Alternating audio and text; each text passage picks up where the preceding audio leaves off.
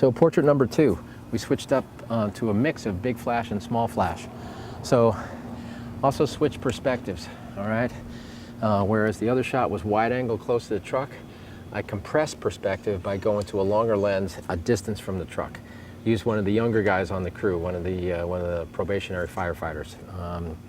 And good subject, and so I wanted something that was kind of rectilinear, looking at the truck.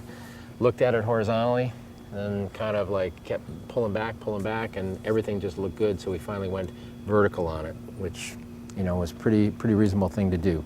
So again, the hard part is getting quality out of your light, but also keeping your light away from your subject enough to have a vertical frame or a horizontal frame that's got enough air around it. So what we did here is we went with Rangers. Let's talk about this first here. This is the main light. It's a small octa. It's punchy, directional, but also soft. So gave him a good, strong key light. What we had to do to get it out of the frame, we had to crank it up pretty high. So you can imagine as you look at something that high and you got a firefighter with a helmet, that's going to shadow the eyes. So what we had to do to counteract that effect and soften it a little bit is very weakly, off of the main light, we put a secondary light, a fill bounce off the floor over here, off a gold reflective sheet. Comes with a Elastilite kit. This is running on another Elinchrom Ranger pack.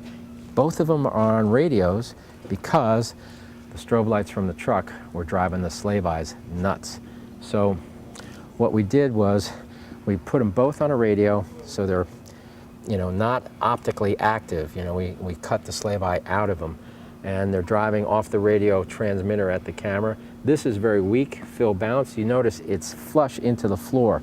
The last thing I would do to fill him would be to try to angle the light like that. If I angle the light like that, what's going to happen is there's a hard area of the light that's going to come straight flashing towards him, probably get his knees and whatnot, and it won't look like bounce light at all. So always remember, when you want to bounce a light and get a nice even kind of wash of light from it, go perpendicular, go flush right down into whatever the surface is, either the floor or the ceiling. That way you bang the light into the floor and it slowly comes up to the subject like a nice fill. So we got main, we got fill, and then we used the same 2 accent lights, SB 800s, in the truck itself, just resting on the seats, lighting the ceiling of the cab, because otherwise the cab is a big black hole. Then the truck is doing the rest of the work for us.